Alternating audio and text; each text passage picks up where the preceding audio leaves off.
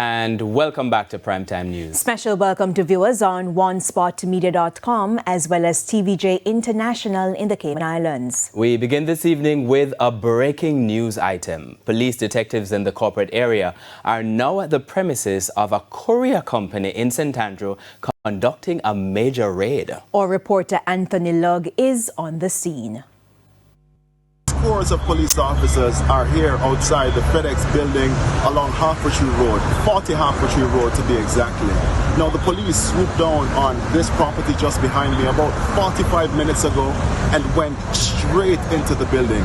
Now currently some staff are currently standing inside the parking lot, and there are other staff inside the building who are unable to go in or out at this time. Now the police on location remain tight-lipped about what it is they're searching for, but we understand that the Firearms and Narcotics Investigations Division are a part of the investigation and the operation going on right now. They're being supported by the St. Andrews Central Police Division. Now we will be on location, we will be trying to find out just what's happening, what they're searching for, what they've found, and we will provide details as soon as it becomes available. It's back to you in studio.